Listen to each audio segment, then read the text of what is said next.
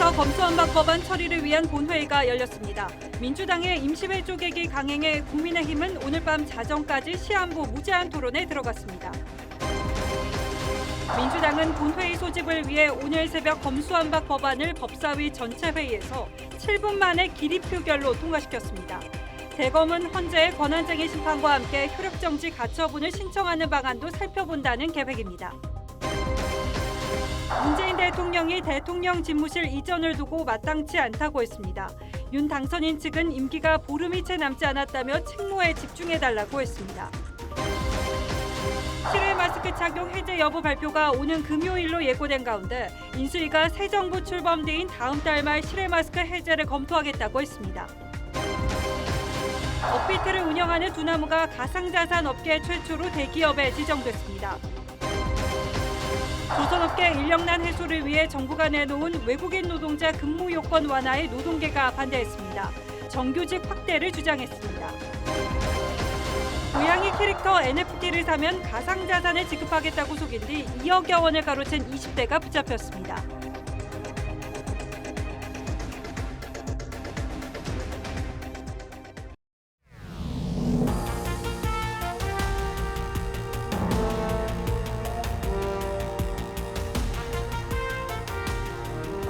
시청자 여러분 안녕하십니까? 뉴스나인의 신동욱입니다. 오늘 새벽 여당이 법사위에서 강행 처리한 검수완박 법안이 결국 국회 본회의에 상정됐습니다. 민주당은 쟁점 법안의 수기 기간을 보장한 안건조정위원회를 의원 위장 탈당으로 무력화시켰고 법사위에선 임대차 3법 때처럼 기립 표결로 법안을 밀어붙였습니다. 잠시 뒤 이 과정은 별도의 리포트로 보여드리겠습니다만 2022년 대한민국 국회 민낯을 그대로 드러낸 부끄러운 장면이 펼쳐졌습니다. 결국 힘에서 밀린 국민의힘이 이 시각 현재 필리버스터 즉 무제한 토론으로 맞서고 있는데 이 역시 오래 버티기는 어려운 상황입니다. 취재기자 연결하겠습니다. 자, 황정민 기자. 네, 국회 본회의장 앞에 나와 있습니다. 국민의힘이 필리버스터를 시작했다고 하는데 아직도 진행 중입니까? 네, 지금은 국민의힘 김웅 의원이 세 번째 주자로 나서 발언을 이어가고 있습니다. 필리버스터는 오후 5시부터 국민의힘 권성동 원내대표가 2시간가량 발언했고 이어서 민주당 김종민 의원이 토론을 이어갔습니다. 권 원내대표는 검수완박 강행에 공개 반대한 민주당 출신 양향자 의원을 존경한다면서 검수완박으로 이익을 보는 건 부정부패 실체가 드러나는 게 두려운 민주당이라고 주장했고 김 의원은 검수완박이 아니라 검찰 권한의 민주적 통제가 핵심이라고 맞섰습니다. 검수완박법을 처리하지 않으면 문재인 청와대 사람 20명이 감옥에 갈 수 있다라는 말을 했다고 합니다. 모든 수사는 민주적으로 통제받아야 된다. 통제받지 않는 수사는 안 된다. 앞서 박병석 국회의장은 여야가 합의한 중재안을 야당이 일방적으로 뒤집었다며 본회의를 소집했고 민주당 요구대로 검수완박 법안 중 하나인 검찰청법을 직권 상정했습니다. 예, 이 필리버스터는 오늘 밤 자정에 모두 끝나죠. 그럼 표결은 언제 이루어집니까? 네, 필리버스터는 약 3시간 뒤인 자정에 끝이 납니다. 민주당이 당초 다음 달 5일까지던 이번 임시국회 회기를 오늘까지로 단축하는 안을 통과시켰기 때문입니다. 필리버스터는 회기가 끝나면 자동 종료되는데 이를 이용한 이른바 회기 쪼개기 꼼수를 쓴 겁니다. 임시국회는 3일 전에 공고를 해야 하기 때문에 다음 원포인트 본회의는 오는 30일에 열릴 전망입니다. 이때 검찰청법을 표결하고 검수완박의 나머지 하나인 형사소송법 개정안을 상정하면 또다시 하루짜리 필리버스터가 이어질 전망입니다. 이후 민주당은 다음 달 3일 본회의를 한 번 더 열어서 검수완박 법안 처리를 끝낸다는 방침입니다. 지금까지 국회에서 TV조선 황정민입니다. 검수완박 법안이 통과된 어젯밤 국회 법사위 회의장은 말 그대로 아수라장이었습니다. 말과 말이 부딪히고 법사위 회의장은 공수처법과 임대차 3법 강행 통과 때를 연상시키는 아수라장이 벌어진 겁니다. 민주당은 군사작전 벌이듯 속전속결로 법안 처리를 밀어붙였고 국민의힘은 물리적 저지에 나섰지만 역부족이었습니다. 법안이 상정되고 처리되는 데 걸린 시간은 단 7분이었습니다. 시계침을 어젯밤으로 다시 돌려보겠습니다. 최지원 기자입니다. 검수완박 법안이 보고되는 법제사법위원회 회의장. 국민 쪽박, 죄인 대박 등 피켓을 든 국민의힘 의원들이 자리를 가득 메웠습니다. 부끄럽지 않습니까? 박범계 법무부 장관님, 김상환 법원행정처처장님. 선물 받습니다. 선물 받아. 법안 설명을 자청한 박범계 법무부 장관에게도 야유가 쏟아집니다. 공부 좀 하세요. 법무부 장관이 부끄럽지도 않습니까? 그것도 모르고 아이고 한심해 정말. 법안 처리를 지연시키기 위해 국민의힘은 안건조정위원회를 요구했지만 최고령자인 김진표 의원이 위원장을 맡고 위장 탈당을 했던 민영배 의원이 야당 몫으로 참여하며 곧바로 무력화됐습니다. 자 그러면 안건조정위원회를 안을 선포합니다.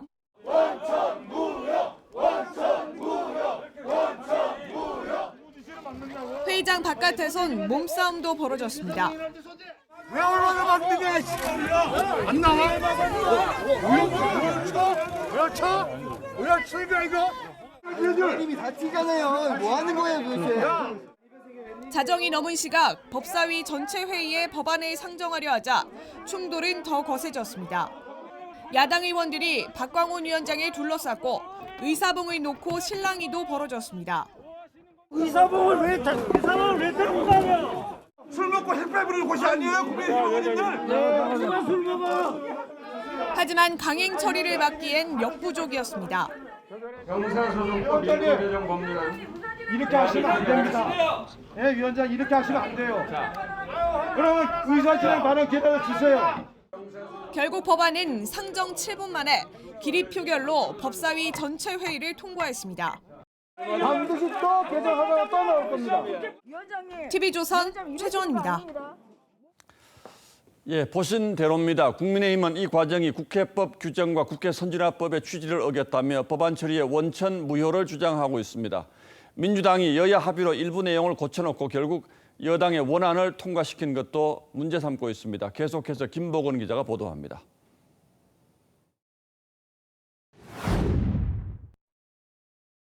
어젯밤 9시 44분쯤 국민의힘은 안건 조정이 소집을 요구했습니다. 이후 50여 분간 여야 원내대표는 법안 심사 소위를 통과한 원안을 일부 수정한 조정안을 만들었지만 여당이 통과시킨 건 원안이었습니다. 민주당은 국민의힘이 의사 진행을 방해했기 때문이라고 했지만 더 이상 토론이 안 되는 분위기이기 때문에 가결되었음을 선포합니다. 이게 뭡니까 도대체 이게? 아이고 부끄럽습니다. 야당은 합의 위반이라고 반발했습니다. 여야 간사간에 조정된 안이 있었음에도 불구하고 회의에 상정조차 하지 못했습니다. 국회법은 상임위 통과 이후 하루가 지나야 본회의에 법안을 상정하도록 했습니다. 법사위 의결이 자정을 넘었기 때문에 오늘은 본회의 상정이 안 된다는 겁니다. 민주당은 의장이 특별한 사유로 상정할 수 있다는 예외 조항을 들었지만 부끄러워하거나 반성하지 않고 어깃장을 놓고 국회 선진화법을 어기고 야당은 비상식적이라고 비판했습니다. 상식적이지 못한 일이 거리낌 없이 자행되고 위장 탈당한 민영배 의원이 안건 조정위를 무력화한 건 국회 선진화법 취지를 정면으로 위배한 거란 지적이 나옵니다. 국민의힘은 검수완박 법안에 대해 헌법재판소에 효력정지 가처분을 신청했습니다. TV조선 김보건입니다. 예, 이런 절차상 문제는 논외로 하더라도 법안 내용도 뒤죽박죽이었습니다. 민주당이 국민의힘 측 요구를 일부 반영했다며 다시 올린 수정안도 검찰과 법조계 일각에서는 위헌 소지가 있다는 지적이 나오고 있습니다. 어떤 내용이 담겼는지 주원진 기자가 하나하나 짚어봐 드리겠습니다. 법사위원회를 처음 통과한 검찰청법 개정안은 검사의 수사 범위를 부패범죄와 경제범죄 중 대통령령으로 정하는 중요범죄라고 적혀 있습니다. 법조계에선 두 가지 범죄에서 벗어난 수사를 아예 하지 못하도록 하는 의도라는 분석이 뒤따랐습니다. 하지만 더불어민주당이 국민의힘 요구를 일부 반영한 수정안은 부패범죄와 경제범죄 등으로 다시 바뀌었습니다. 경찰이 기소 의견으로 넘긴 범죄 혐의만 검찰이 수사하도록 한 동일성 원칙도 없애고 보완 수사 여지도 일부 열어뒀습니다. 하지만 수사를 개시한 검사가 공소를 제기할 수 없다는 조항은 그대로 남겼습니다. 검찰총장은 부패, 경제범죄 수사를 개시할 수 있는 부서의 직제 현황을 국회에 보고해야 한다는 조항도 그대로 삽입됐습니다. 이를 두고 한 수도권 차장검사는 부패에 연루된 국회의원이 앞으로 자신에 대한 수사 상황을 보고받겠다는 조항이라고 비판했습니다. 대검찰청 관계자는 등이 중으로 한 글자 바뀌었다고 위헌 소지가 없어지는 건 아니다면서 중재안 전체 내용과 법안이 만들어지는 과정을 포함해 위헌 소지를 따져볼 것이라고 했습니다. TV조선 주원진입니다. 논란이 커지자 윤석열 당선인 측은 다가오는 지방선거에서 국민들의 뜻을 직접 물어보자고 제안했습니다. 이 문제가 국민투표의 대상이 되는지는 아직 의견이 엇갈리고 현실적으로는 어렵지 않겠느냐는 지적이 더 우세합니다. 그런데 왜 이런 제안까지 내놓게 됐는지 이태희 기자가 그 전후 사정을 취재했습니다. 통이동 인수위원회에서 취재진과 만난 장제원 당선인 비서실장은 검수완박 법안을 국민투표에 붙이는 방안을 윤석열 당선인에게 보고하겠다고 했습니다. 국민들께서 원하는 것인지 직접 물어보는 것이 마땅하지 않느냐라는 충분히 국민적 공감대를 얻어서 다음 달 10일 윤 당선인 취임 뒤 헌법상 대통령의 국민투표 부의 권한을 행사한다는 겁니다. 6월 지방선거 때 국민투표를 함께 시행하면 비용도 크게 들지 않습니다. 하지만 현실적으로는 거의 불가능한 구상입니다. 재외국민 참여를 제한한 현행 국민투표법이 헌법 불합치 결정을 받으며 2016년부터 효력이 상실된 상태이기 때문입니다.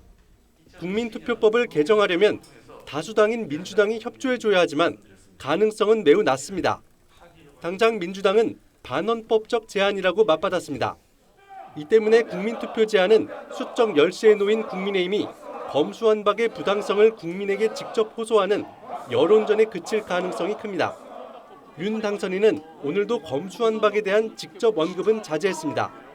당에서 알아서 할 거고 오늘 이제 인수위에서 여러 가지 발표들을 많이 할 테니까 거기에 좀 관심을 가져주십시오.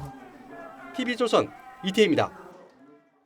예, 결국 검수완박 법안이 국회 본회의장까지 가자 검찰은 당혹과 분노가 교차하는 분위기입니다. 취재기자 연결해서 검찰 내부 분위기와 앞으로의 사태 전개 양상은 어떨지 짚어보도록 하겠습니다. 자, 장윤정 기자. 네, 대검찰청에 나와 있습니다. 대검찰청 내부 분위기는 어떻게 취재되고 있습니까? 네, 제 뒤로 보시는 것처럼 대검찰청엔 밤 늦은 시간까지 불이 켜진 사무실이 상당히 많습니다.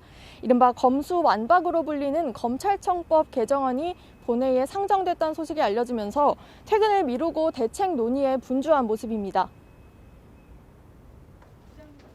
대검은 오늘 기자회견을 자청해 헌법재판소에서 법안의 위헌성을 다툴 것임을 공식화했습니다. 검찰이 수사를 못하도록 하고 검사의 기소권을 제한하는 것은 내용상 위헌 소지가 있음이 명백합니다. 검찰은 권한쟁의 심판 청구와 함께 헌재 결정이 나올 때까지 법안의 효력을 정지시켜달라는 가처분 신청도 함께 낼 예정입니다. 예, 상당히 분위기가 긴박한 것 같은데 검찰 내부에서는 멈춰섰던 권력 수사에 속도 내자 이런 얘기도 나온다는데 이건 어떻게 봐야 할까요? 네, 검찰 내부에서는 법안 졸속 추진에 대한 부작용을 우려하면서도 법안이 발효되기 전 수사 중이었던 권력형 비리 사건에 속도를 내는 것도 중요하다는 입장입니다. 서울중앙지검의 한 부장급 검사는 정권 눈치를 보다가 권력 수사를 느슨하게 했다는 지적이 없도록 수사에 집중할 것이라고 했습니다. 당초 내부에선 검수완박 법안의 법사위 통과 시점과 본회의 상정 시점에 각각 전국 검사장과 부장검사 총사퇴도 검토했지만 일단 대검 차원의 법적 대응을 지켜보자는 분위기로 가닥을 잡은 모양새입니다. 수도권의 한 검사장은 위헌 소송을 지켜보겠다며 가처분 소송에서 승소할 경우 본안 소송 전까지 최선을 다해 수사하면서 법안의 문제점을 증명할 것이라고 주장하기도 했습니다. 대검찰청에서 TV조선 장윤정입니다. 자, 이제 본회의장까지 갔기 때문에 검수완박 법안 통과는 시간 문제로 보입니다. 물론 그동안 검찰 수사의 문제점도 적지 않게 비판을 받았습니다만 그렇다고 이렇게 하는 것이 맞는 것인지 또 이렇게 하면 국민의 인권이 더 두텁게 보호되고 국가 사법 체계가 더 나아지는가 하는 의문도 있습니다. 하나하나 따져보죠. 한송훈 기자 나와 있습니다. 자, 한 기자 어서 오십시오. 먼저 통과 과정의 문제를 짚지 않을 수가 없는데 어젯밤 혼란 과정에서 여야가 일부 조정안 그러니까 며칠 전에 박병석 의장이 내놓은 중재안에서 문제가 되는 일부 조정안을 보정한 일부 조정안을 만들어 놓고 이 혼란 와중에 원안을 통과시켰다는 거잖아요. 이 조정안 원안이 어떤 문제가 있습니까? 네, 그 절차적 문제도 있었지만 내용적으로도 문제가 있었습니다. 이 기존 원안에서는 검찰의 직접 수사 범위를 중재안보다도 축소하고 보안 수사권도 크게 약화시키는 내용의 법안 소위 원안이 전체 회의를 통과했던 건데요. 특히 보안 수사권의 단일성, 동일성으로 제한한 게 독소 조항으로 꼽혔었습니다. 예를 들어 아동학대로 송치된 사건에서 성폭력이 추가로 확인된다 해도 동일성에 벗어나 검찰이 수사할 수 없는 조항이었는데 오늘 최종 수정안에서는 이 독소 조항이 빠졌습니다. 자, 워낙 문제가 많으니까 결국 어제 법사위에서는 이 원안을 통과시켜놓고 오늘 국회 본회의에는 또 이제 조정안을 올렸다 이런 거죠. 네, 뭐가 달라졌습니까? 네, 일단 그 추가 수사나 여죄 수사가 가능하게 됐습니다. 이 경찰이 자발적으로 검찰에 송치한 사건의 경우 검사가 여죄를 발견해도 인지 수사를 할 수 있게 된 겁니다. 국민의힘의 요구가 일부 반영된 건데요. 다만 검찰이 송치를 경찰에 요구한 사건의 경우에는 여전히 동일성 제한을 둬서 보안 수사를 할 수 없게 했습니다. 예, 사실 이제 하루 종일 취재하고 있는 우리 취재 기자나 저도 마찬가지입니다만 시청자 여러분들께는 좀 양해를 구해야 할 게 사실 너무 복잡해서 이게 좀 이해하기가 어렵습니다. 다만 이렇게 이제 중요한 법이 이렇게 하루 사이에 오락가락해도 되는 것인가, 국민들 입장에서는 이런 상황을 어떻게 볼 것인가 하는 의문이 있고요. 자, 그런데 민주당에서는 국민의힘이 법안 논의 과정 자체를 못하게 했기 때문에 이게 국회 선진화법을 위반하는 것이다 이런 주장도 한다는데 이건 어떻게 봐야 할까요? 네, 좀 그런 측면도 있습니다. 하지만 이 국회 선진화법의 취지가 다수당의 횡포를 막고 또 소수당의 발언권을 보장하자 이런 점을 감안하면 민주당이 빌미를 제공한 측면도 있는데요. 자기 당 의원을 위장탈당시켜 선진화법의 핵심인 안건 조정위를 무력화시키고 또 회기 쪼개기 편법으로 필리버스터를 방해하는 민주당이 선진화법을 거론하는 게 맞느냐 이런 지적이 나오는 이유입니다. 자, 그리고 문제가 하나 더 있죠. 원래 일정대로라면 이달 28일이나 29일쯤에 국회 본회의에서 통과를 시키고 다음 달 3일 문재인 대통령 마지막 국무회의에서 가결하자 이제 이런 계획이었던 것 같은데 조금 전 우리 기자 보도를 보면 빨라야 다음 달 3일 국회 본회의에서 처리가 된다는 거잖아요. 이렇게 되면 국무회의를 통과할 수가 있습니까? 네, 일단 그 문재인 정부 마지막 정기 국무회의가 다음 달 3일입니다. 예. 이 여당 일정표대로라면 그 검수완박 처리가 끝나는 본회의도 3일입니다. 3일 오전 법안 통과 후 오후 정기 국무회의를 열거나 또 4일이나 6일 혹은 문 대통령 임기 마지막 날인 9일에 임시 국무회의를 열어 통과시킬 가능성도 있는 겁니다. 임기 마지막 날 임시 국무회의를 열어서 검수완박 법안을 통과시킨다. 참 모양새는 좋지 않을 것 같은데 어쨌든 이렇게 여야가 강대강으로 부딪히면 협치는 더더욱 멀어질 가능성이 높겠군요. 네, 그렇습니다. 이 당초 국민의힘이 지난주 박병석 의장 중재안에 합의한 것도 한덕수 총리 인준 등 새 정부 출범에 민주당의 협조를 기대했던 측면이 컸습니다. 하지만 여론의 반발에 국민의힘이 합의안을 파기하자 박홍근 민주당 원내대표는 더 이상 협상하지 않겠다고 하는 상황이 된 겁니다. 예, 지금도 문제입니다만 그야말로 본격적인 여소야대 전국이 펼쳐지는 윤석열 대통령 취임 이후가 더 걱정이군요. 예, 한성훈 기자 잘 들었습니다. 문재인 대통령의 퇴임 전 마지막 인터뷰가 연일 논란을 낳고 있습니다. 이틀째 인터뷰에서 문 대통령은 윤석열 당선인의 집무실 이전 계획에 마땅 찬탈하거나 여가부 폐지 공약엔 막무가내라는 혹평을 쏟아냈습니다.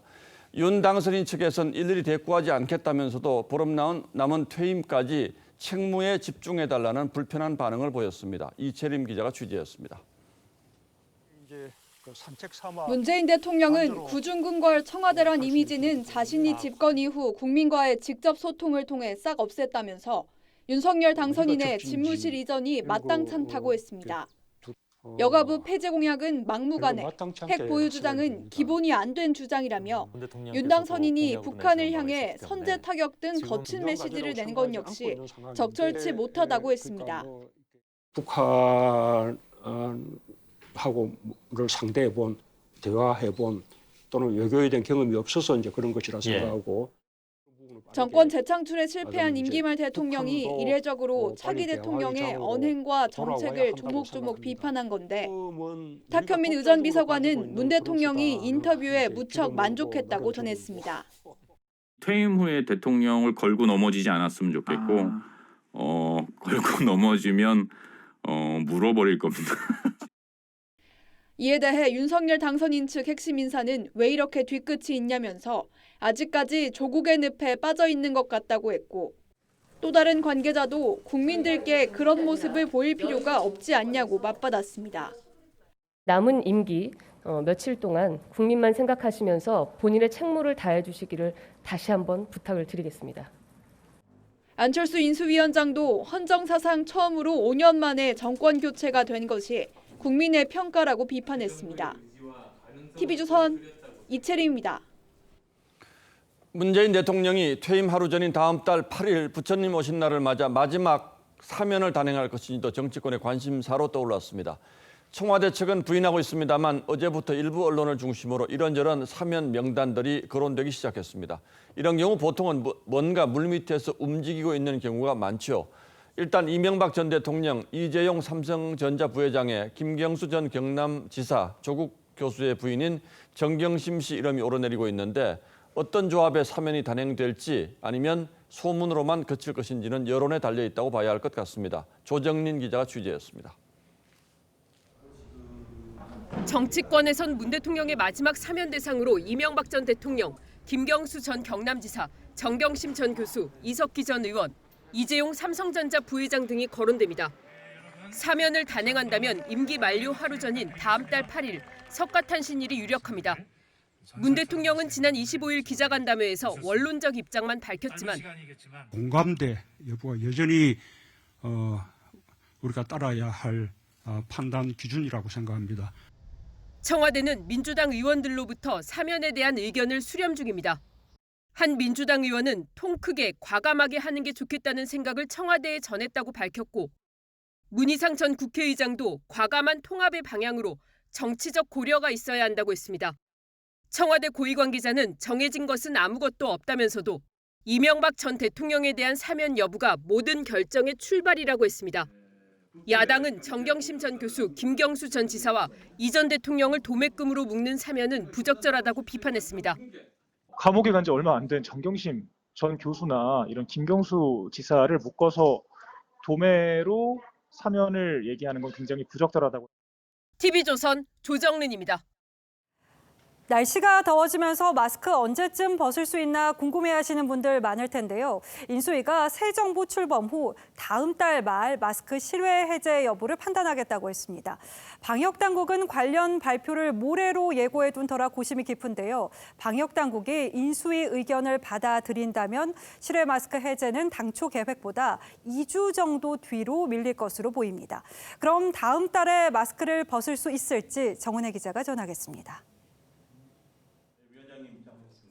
안철수 인수위원장이 실외 마스크 해제 시점을 20일 뒤쯤 검토하겠다고 밝혔습니다.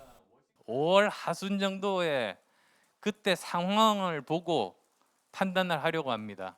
전 세계적으로 보면 우리나라의 확진자 숫자가 아직은 많습니다.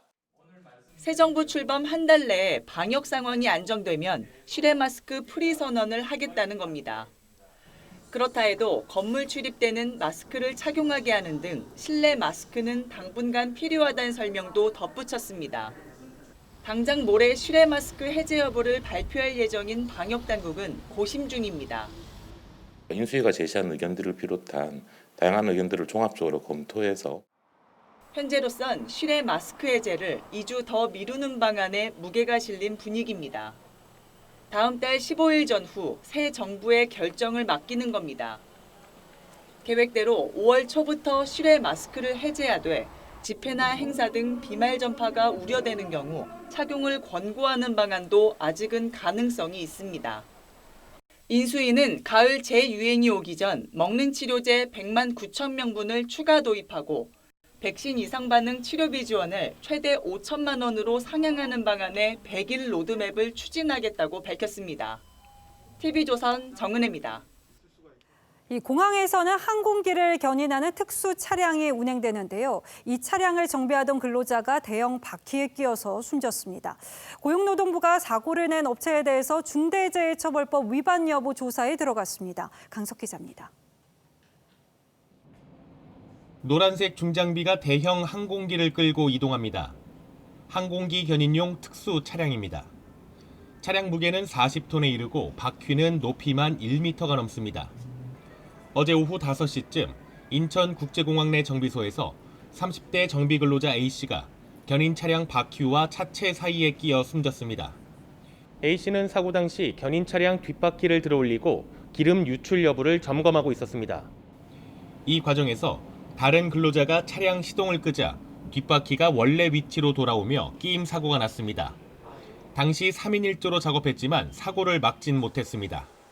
시동을 끄면 바퀴가 원위치로 돌아가는 그런 상태예요. 시동을 끄니까 가면서 이제 사고가 난 거죠. 사고가 난 업체는 상시 근로자 50명 이상으로 중대재해처벌법 적용 대상입니다. 고용노동부는 사고 현장에 작업 중지 명령을 내리고 안전 규정이 잘 지켜졌는지 등 중대재해처벌법 위반 여부를 조사하고 있습니다. TV조선 강석입니다. 디지털 자산인 대체불가 토큰 NFT를 이용해서 신종 사기를 벌인 20대가 구속됐습니다. 고양이 캐릭터 NFT를 사면은 가상 자산을 지급하겠다고 속인 뒤에 2억여 원을 가로챈 건데요. 이 NFT의 특징인 창작물을 쉽게 복제할 수 있다는 점을 범죄에 이용했습니다. 신경희 기자가 취재했습니다. 그림이나 영상을 블록체인 기술을 이용해 대체 불가능한 자산으로 만드는 NFT. 해외 유명 NFT 거래소에 고양이 그림들이 잔뜩 매물로 올라왔습니다. 26살 A씨 등 일당 5명이 고양이 명작 NFT라며 등록한 건데 이 NFT를 사면 나중에 가상화폐로 교환해준다며 투자자를 모았습니다. 일정량의 NFT를 가지고 있으면 코인과 1대1 교환이 가능한 토큰을 따로 지급을 하기로 했었어요. A씨 일당은 고양이 NFT 10,000개를 만들어 개당 3만 원에서 50만 원에 팔았고 2달 만에 투자자 300여 명이 약 5,000개를 구매했습니다. 이들은 올 1월 21일 가상화폐로 교환해준다고 약속했지만 하루 전 관련 계정들을 모두 폐쇄한 뒤 잠적했습니다. 투자자들은 NFT를 가상화폐로 받지 못한 것은 물론 가격마저 폭락해 이중 손해를 떠안았습니다. 경찰이 지금까지 확인한 피해자는 9명. 피해액은 2억 1천만 원에 달하는데 투자자가 많아 피해 규모는 더 커질 전망입니다. NFT를 발견해서 그걸 투자 목적으로 모집해서 사기방을 해서 불간 사연을 퍼본 걸로. 경찰은 주범 A씨를 사기 등 혐의로 구속하고 캐릭터 디자인과 투자자 모집 과정을 도운 공범 4명을 추가로 수사 중입니다. TV조선 신경입니다. 세종시 중앙부처의 차관급 이상 고위 공직자에게는 관사가 나옵니다. 국민의 세금이 들어간 공짜집이기도 한 건데 공직자가 정부 특별 분양으로 세종시의 아파트를 받았는데도 관사를 제공하거나 또 관사를 비워두는 경우도 많아서 세금 낭비라는 지적이 나옵니다. 김주영 기자가 그 실태 취재했습니다. 세종시 반곡동의 한 아파트 단지. 윤창열 국무조정실 1차장은 과거 공무원 특별 분양으로 이 단지 아파트를 분양받았습니다. 하지만 국무조정실은 장차관급에게 별도로 아파트를 임차해 관사로 주고 있고 차관급인 윤 차장 역시 세종집은 비워둔 채 세종에 올 때면 관사를 쓰고 있습니다. 잠깐 숙소 같은 세종에 오실 때 쓸 숙소 같은 개념이에요. 공정위도 사정은 비슷해 차관급인 김재신 부위원장은 특별 분양받은 세종집을 비워둔 채 관사에서 살고 있습니다. 관사에 대한 제 비용은 다 이제 본인이 부담을 하고 있고요. 김종훈 농림축산식품부 차관, 정종철 교육부 차관, 김우호 인사혁신처장도 공무원 특별 분양을 받았고 현 직위에 오르면서 관사도 제공받았습니다. 세 사람은 관사 대신 세종집에서 살고 있습니다. 교육부만 비워둔 관사를 내부 직원에 재임대했을 뿐이고 농림부와 인사처는 아예 공실로 비워뒀습니다. 그게 국민의 세금인데 그 부분이 어떻게 잘 쓰여지는지 아니면은 그렇게 지금처럼 이렇게 낭비되고 있는지. 현재 세종시에 있는 장차관 관사만 아파트 43채. 하지만 각 부처가 따로 관리하면서 이처럼 관사는 텅 비고 혈세만 낭비하고 있습니다. 건물 관리 같은 것도 다 행안부 산하에 가거든요. 그래서 그 관사도 좀 한 행안부에서 일괄적으로 관리하는 게 맞지 않을까 싶습니다. 인수위는 세금 낭비를 줄이기 위해 관사를 전수조사해 개선 방안을 내놓을 예정입니다. TV조선 김주영입니다. 한국 조선업계가 수주 대박으로 모처럼 호황을 맞았죠. 인력난을 우려한 정부가 외국인 근로자를 확대할 수 있는 방안을 내놨는데 노조가 반발했습니다. 이들은 정규직 확대를 주장했는데요. 현장 상황 장혁수 기자가 취재했습니다. 울산의 한 조선소. 도크에는 건조 중인 선박이 대기 중이고 근로자들의 작업이 한창입니다. 지난해 국내 조선업계는 전 세계 발주량의 40%를 수주하며 8년 만에 최고 실적을 냈습니다. 그동안 침체돼 있던 국내 조선업계의 수주 호황이 지난해부터 이어지고 있지만 정작 현장에선 인력난을 호소하고 있습니다. 근데 지금 공정을 못 맞추니까 한 업체에서 뭐 40명, 50명이 모자라는 게 아니고 이래 합해서 6,000명이 모자라거든. 조선산업 침체가 길어지면서 숙련공들이 대거 이탈하자 인력 부족으로 선박 건조 일정조차 못 맞출 위기에 놓인 겁니다. 결국 정부가 비자 발급 지침을 바꿔 외국인 근로자 채용을 확대하는 방안을 내놨습니다. 하지만 이번엔 노조 반발에 부닥쳤습니다.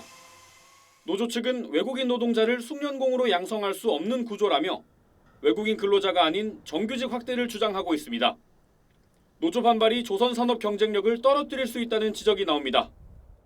수주해놓은 것들을 이제 생산 기능직들이 이제 없어서 못 만들 수준인데 조선소 직영하고 협력업체 합쳐가지고 10만 명이 조금 안 되거든요. 긴 불안 끝에 슈퍼사이클 진입을 앞둔 K조선이 노조 벽에 부닥쳐 시작부터 삐걱거리고 있습니다. TV조선 장혁수입니다. 원달러 환율이 2년여 만에 1,260원까지 치솟았습니다. 글로벌 경기 둔화 공포가 시장에 번지면서 안전자산인 달러로 돈이 몰린 거죠. 가뜩이나 오른 원자재 값이 더 올라서 국내 물가를 자극할 거라는 우려가 나오는데 수출 기업도 마냥 반길 수 없는 상황이라고 합니다. 이정현 기자가 환율 비상 정리했습니다. 서울 한 은행의 외환 딜링룸. 전화벨이 쉴 틈 없이 울리고 달러 주문이 빗발칩니다. 40포트 3.2. 오늘 원달러 환율은 개장과 동시에 치솟으면서 결국 1265.2원으로 거래를 마쳤습니다. 코로나 사태 초기 2020년 3월 이후 2년 1개월 만에 가장 높습니다.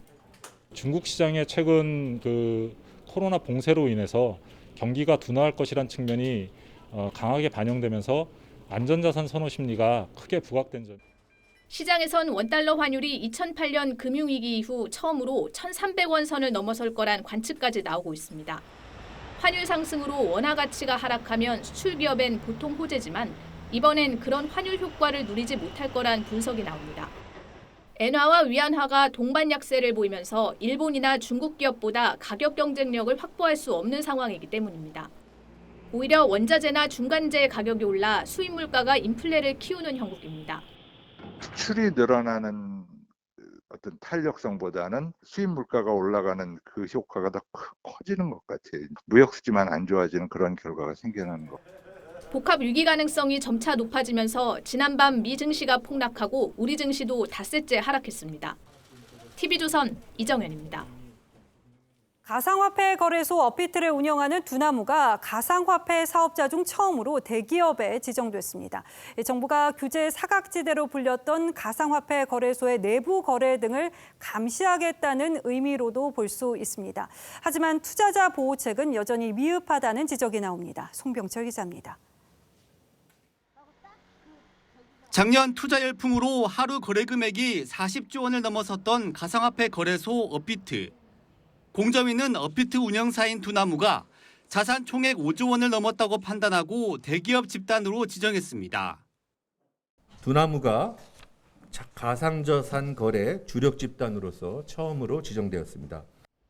공정위가 판단한 두나무의 자산은 투자자들의 현금 예치금이 포함된 10조 8,200억 원, 1년 전에 비해 8배로 늘었습니다. 이에 따라 두나무는 내부 거래 공시를 해야 하고 일감 몰아주기 규제를 받게 됩니다. 자산 10조 원이 넘어서 상호 출자도 제한됩니다.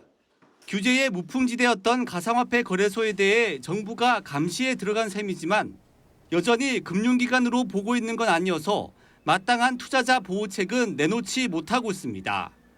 실질적으로 투자자 보호를 위한 그리고 거래 관련자들을 보호하기 위한 명문화된 조치들이 들어올 수 있는 여지가 전혀 없거든요.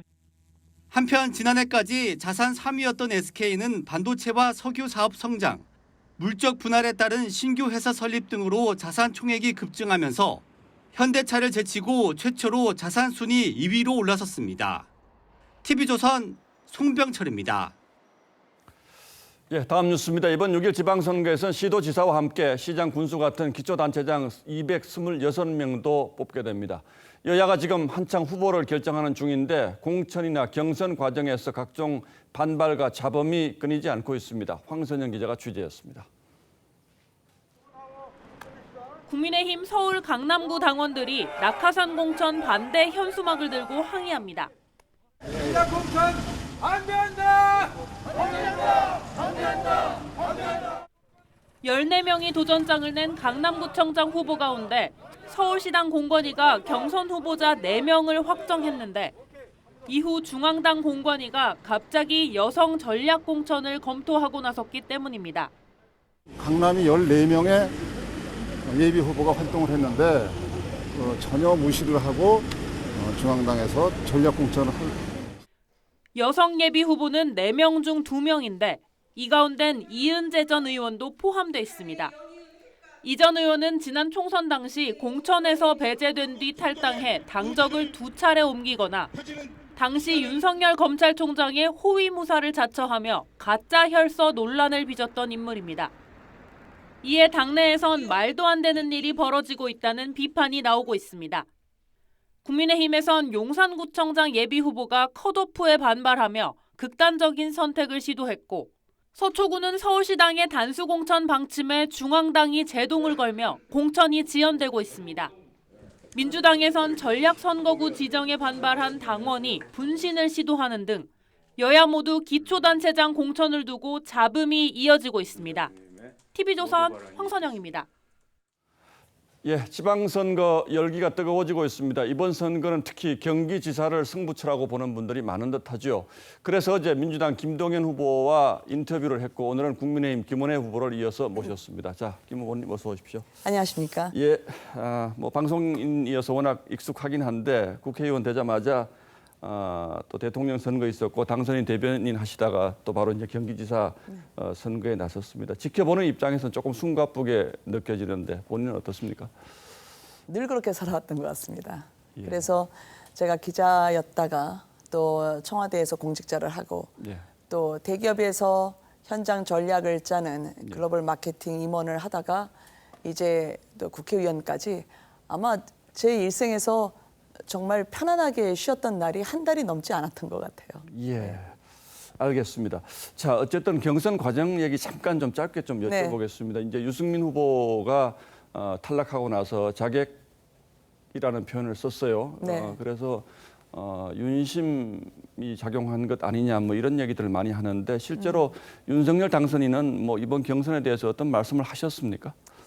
이제 그런 면에서 윤심, 즉 공천 과정에서의 영향력을 행사하는 그런 의미에서의 윤심이라고 한다면 저는 중립이라고 말씀드리고 싶고요.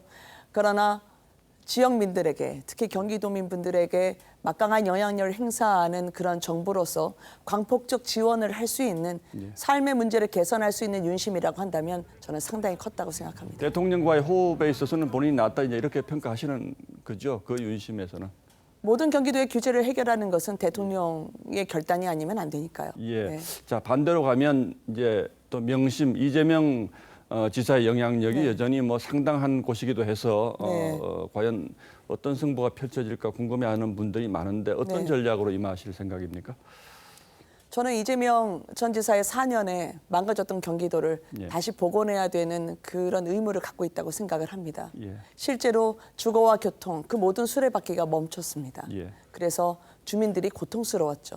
예. 특히 대장동이든 아니면 백현동이든 그것이 사건이어서가 아니라 주민들에게 돌아가야 할 이익이 돌아가지 않았기 때문입니다. 저는 이 문제에 대해서는 부당이득을 환수해서 주민들에게 돌려줘야 할 책임이 있다고 생각하고요. 그런 면에서 기본소득, 기본대출 다 이야기하시던데 저는 그 어떤 것보다 기본 상식이 지금의 경기도에 필요하다고 생각합니다. 그렇게 물론 뭐 김 후보님의 생각은 그러실지 모르겠습니다만 네. 지난 4년 동안 이재명 지사에 대한 경기도민들의 평가가 그렇게 박하지 않았던 것 같고 그래서 뭐 지역 화폐라든지 기본소득이라든지 청년 수당이라든지 이런 부분에 대해서는 상당히 긍정적으로 보시는 분들도 많은데 이런 것들도 네. 전면적으로 제고하실 생각입니까? 그렇지는 않습니다. 저는 지역 화폐는 예.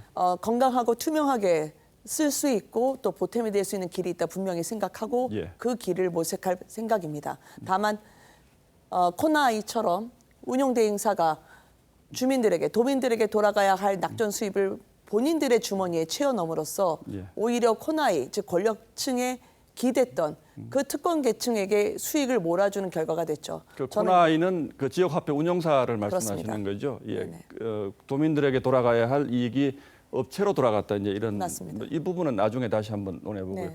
자 어쨌든 이재명 대 윤석열의 선거로 보는 분들도 많고 또 김동연 후보는 정책 선거가 아니고 정치 선거로 되지 않을까 우려스럽다 그랬는데 그 말에도 동의를 하십니까? 아마 대선 얘기를 하고 싶지 않아서 그러시지 않을까 싶습니다. 예. 왜냐하면 김동연 후보님 보면 예. 이번에 나오실 때도 윤석열 정부의 폭주를 막기 위해서 나왔다고 하는데 예. 시작도 하지 않은 정부를 폭주라고 규정하는 건 정쟁이라고 저는 생각을 합니다. 예. 그리고 당시에 대선 때 보면 대장동 그리고 기본소득 모두 이재명 전 지사가 틀렸다라고 규정하신 분이기 때문에 이 말을 다시 손바닥 뒤집한 거에 대한 다시 주워 담는 데 대한 부담이 있으셨을 거라고 생각을 하고요. 그래서 그렇게 표현을 하시는 네. 것 같다. 자, 그러나 김동연 후보는 뭐 경제 관료로서 이력이 예, 화려하죠. 네. 본인 스스로도 일 잘하는 후보다 이렇게 이제 표현을 하는데 우리 네. 김은혜 후보는 스스로 어떤 강점이 있다고 보십니까? 뭐 이력은 조금 전에 설명을 하셨으니까 반복 안 하셔도 되고요. 예. 저는 말보다 발이 빠른 예. 일꾼이라고 감히 생각을 합니다. 예. 사실 이번 경기도지사 선거는 금융위원장을 뽑는 선거가 아니라 경기도민을 제대로 아는 현장에서 함께 생활정치를 하는 사람을 뽑는 거라고 생각합니다. 예. 거국적인 측면에서의 김동연 후보의 그동안의 이력에 대해서도 저도 존경합니다. 그렇지만 국가를 위해서 쓰실 때가 있을 거고요. 경기도는 경기도민에게 그리고 경기도를 위해서 고민했던 그런 현장에서 공감하면서 해결을 해왔던 해결사에게 맡기시는 게 맞다고 생각합니다. 물론 뭐 지역구가 이제 그쪽에 있기도 합니다만 네네. 지난 대선 때는 대장동 저격수다 이런 표현도 얻으셨는데 대장동 의혹이나 백현동 의혹 이런 것들은 반드시 밝혀져야 된다 이런 입장이신 거죠? 순리대로 풀어가야 된다고 생각을 예. 하고요. 그것은 상식의 문제이자 공정의 문제라고 생각을 합니다. 예. 무엇보다 아까 말씀드린 도민에게 돌아가야 할 개발 이익들은 반드시 환수해서 나눠드리려고 합니다. 예. 자 그리고 관련해서 네. 이제 정책 얘기 조금 전에 했으니까 김은혜 후보께서 생각하시는 경기도에서 해결해야 할 가장 중요한 지역 현안은 뭡니까? 무엇보다 경기도는 그동안에 서울이나 국가에 기여했던 것만큼의 충분한 대접을 받지 못했습니다. 예. 그래서 정체됐던 교통과 주거 그리고 중첩 규제를 해결하는 것이 가장 큰 저의 과제라고 생각을 하고요. 예. 일기 신도시 문제 같은 경우에도 재개발, 재건축은 제가 국회의원이 되자마자 바로 특별법을 만들어서 거기 세입자분들에게 인센티브를 주고 그분들이 주거 이전의 자유를 행사할 수 있도록 예. 또 재개발, 재건축으로 숨통이 트일 수 있도록 이 법안을 마련하고 인수해서도 지금 빠른 속도로 진행하려고 합니다. 그 부분은 이제 부동산 과열이라는 문제하고 맞물려 있어서 혹시 그렇게 되시면 지금 그러지 않아도 부동산 값이 너무 비싸서 이제 고통받는 분들이 많은데 조금 충돌할 수도 있지 않겠습니까? 일기 신도시에 살지 않으신 분들은 그렇게 얘기할 수 있을 것 같습니다. 예. 그리고 교통이 급해서 GTX를 바로 해야 하는 것처럼 예. 경기도민에겐 지금 상당히 많이 기다려왔다라고 말씀드리고 싶고요. 예. 그것은 순환 재개발, 재건축이라는 방법으로 풀 수가 있습니다. 예. 우선순위를 둬서 한 곳을 개발한 이후에 순차적으로 이주단지를 만들면서 국가의 혹시나 물가 부담이나 아니면 전세가 상승에 대한 부분은 충분히 해결할 수 있는 단계가 왔다고 생각합니다. 부동산 문제, 교통 문제, 이재명 전 지사가 어떤 부작용의 문제 이런 것들 이제 해결하시겠다 이제 이렇게 이해를 하도록 하겠습니다. 자, 지금 분당 갑이시잖아요, 지역구. 네, 그렇습니다. 이거 의원직은 내놓으셨습니까? 네, 오늘 사퇴 문안을 오늘 제출하도록 하겠습니다. 사퇴하셨습니까? 네. 여기에 뭐 여러 안철수 대 이재명 뭐 대결 가능성도 거론되고 하는데 어떤 분이 오시기를 원하십니까? 훌륭한 분들 이름은 많이 거론되는데요. 예. 저는 어떤 분이든 이렇게 상처받고 그동안 경기도에서 약자를 위한다고 하면서 가장 약자를 희생시켰던 그런 정책에서 위로받고 그리고 새로운 대안으로 다시 주민들에게 자긍심을 불러넣어 줄 분이 와야 된다고 생각하고요. 예. 지역 주민분들의 의견이 가장 소중합니다. 그분들 마음속에 받아들일 수 있는 분이라면 어떤 분이든 저도 추천하고 지원할 생각입니다. 안철수 위원장이 가신다는 얘기가 많이 나오는데 네. 어떻게 생각하세요? 안철수 위원장님이 분당 갑하고도 인연이 있으시더라고요. 예. 안랩이 위치하고 있는 곳이기도 하고요. 예. 또 대한민국 혁신의 심장이라고 하는 분당 갑이기 때문에 그런 면에서 지역 경제를 활성화시키고 온 주민분들의 복리와 그리고 권리를 향상시킬 수 있는 데 기여한다면 안철수 위원장님뿐만 아니라 그 어떤 분이든 깊이 고민할 생각입니다. 예, 알겠습니다. 뭐 마지막으로 어제 김동연 후보에게도 같은 질문을 드렸는데 네. 김원혜 후보에 대해서는 어떻게 생각하시느냐 짧게 아까 말씀하셨습니다만 네. 앞으로 경쟁하실 김동연 후보에 대해서는 어떤 평가를 하고 계십니까? 청와대에서 한번 근무를 같이 했었습니다. 그렇죠. 예. 그리고 워낙 노력하시고요. 예. 그리고 추진력도 있으시고요.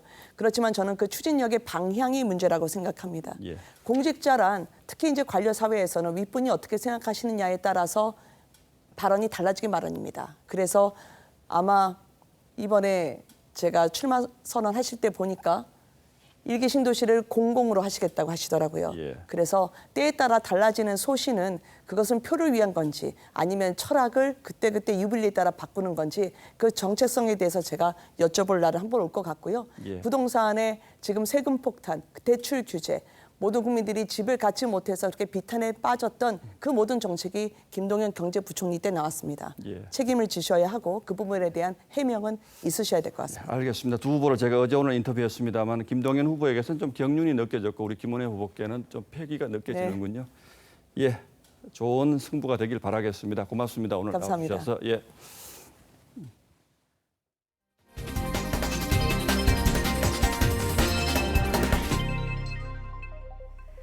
최근 에너지 공급 불안을 겪은 유럽의 에너지 정책 전문가들이 원자력의 역할을 강조했습니다. 특히 차세대 원전인 소형 원전 SMR의 경쟁력에 집중했는데 우리나라는 현 정부의 탈원전 정책 여파로 이제서야 관련 개발에 속도를 내고 있습니다. 오현주 기자입니다. 이달 초 영국 정부는 2050년까지 최대 8개의 새 원자력 발전소를 짓겠다고 선언했습니다. 우크라이나 사태로 에너지 불안을 겪은 여파입니다. 원자력이 탄소 배출을 줄이는 탄소 중립을 실현하면서 안정적으로 전력을 얻을 수 있는 에너지원이라는 판단입니다. Who announced they were going to phase out nuclear power more quickly.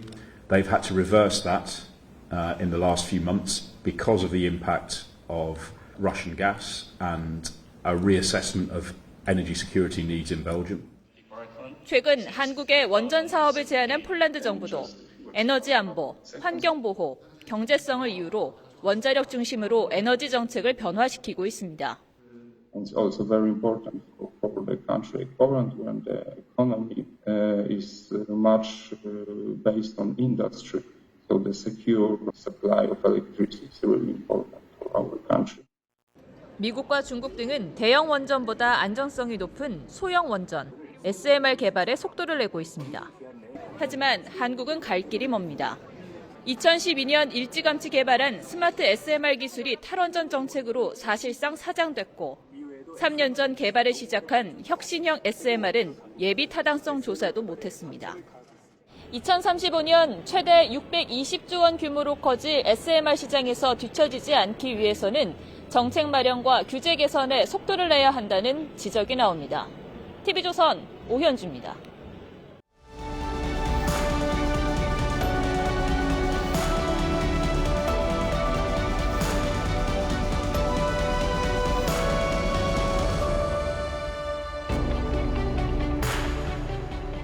뉴욕 쌍둥이 빌딩 사이에 밧줄을 걸고 외줄 타기를 하는 남자. 장대 하나의 의지에 아슬아슬하게 나아갑니다. I feel something that maybe I've never truly felt before. 지난 1974년 세계가 놀랐던 뉴욕 고공 줄타기의 높이가 410m였답니다. 그 4배가 넘는 1900m 신기록에 브라질 선수가 도전합니다. 열기구 둘에 줄을 연결하고 맨발로 구름 위를 걷습니다. 바람에 흔들리는 줄을 한 발 한 발 내디디며 5분 만에 건넜습니다.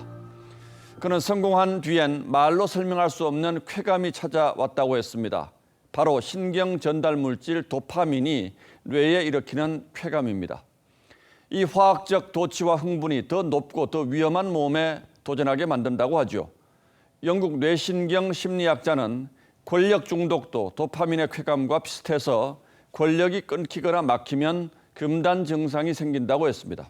그래서 자기가 어떤 일을 하든 정당하다고 믿게 된다는 겁니다. 민주당이 휘두르는 무소불위 의회 권력이 검수완박에 이어서 새 정부를 마비 상태로 몰아넣을 기세입니다. 한덕수 총리 후보자가 자료 제출을 소홀히 한다며 청문회를 거부해 법정 시한을 넘겼습니다. 민주당이 요구하는 자료 가운데는 이런 것도 있습니다. 50년 봉급 내역과 모든 출장 기록, 10년치 신용카드 사용 내역에 30여 년 전 세상을 떤 부모의 부동산 거래 내역까지 1,090건에 이릅니다. 문재인 정부의 총리 청문회 요청 자료보다 훨씬 많다고 하는데 정작 원하는 건 따로 있는 듯합니다. 윤석열 당선인한테 빨리 가서 문제 있는 장관 후보들을 교체해달라 이렇게 건의해야 되지 않나. 청문회를 거쳐 인준을 받고 싶으면 한동훈 후보자를 비롯한 몇몇 후보들을 사퇴시키라는 얘기겠죠. 장관 재청권자인 총리가 인준을 못 받으면 내각 구성도 어려워집니다. 물러나는 총리가 대신 재청해 주는 게 관행이었습니다만 민주당이 그러라고 놔둘지는 의문이죠. 설사 대리 재청에 물꼬를 터준다고 해도 국무위원 정족수에 미달하는 장관만 통과시키면 국정이 마비될 수도 있습니다. 민주당이 거론했듯 레임덕이 아닌 취임덕이 되는 것이죠. 봄나물철에 시인이 쓴바귀, 구기자, 머위, 곰취를 권합니다. 쓴맛을 보여주마. 쓴맛을 가끔 보아야 사는 맛이 나는 거 아니야. 그런데 걸리는 일마다 쓴맛을 보여주겠다고 팔뚝을 걷어붙였다간 도리어 진짜 쓴맛을 보게 될까 걱정입니다. 대통령은 국민이 뽑지만 대통령이 지명하는 총리는 국회의 허락을 받아야 합니다. 적어도 총리만큼은 대통령 마음대로 하지 말라는 뜻이겠죠. 하지만 지금 당선인 측도 민주당도 그 취지에 맞는 힘겨루기를 하고 있는 것인지 잠시 멈춰서서 냉정하게 성찰해 주시기를 바랍니다. 4월 27일 앵커의 시선은 쓴맛을 보여주마 였습니다.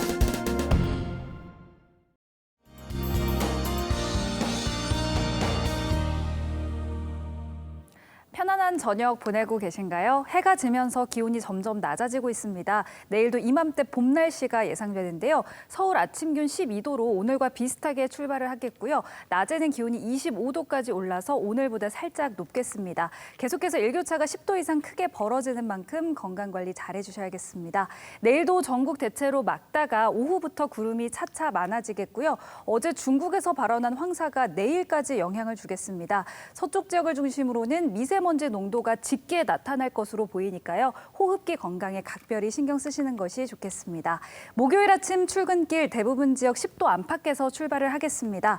낮 최고 기온은 서울과 대전이 25도, 대구 23도, 부산 20도로 대부분 지역이 25도 안팎을 보이겠습니다.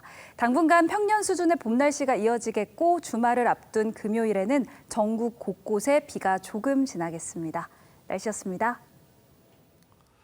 예, 4월 27일 수요일 뉴스9은 여기서 모두 마치겠습니다. 시청해주신 여러분 고맙습니다.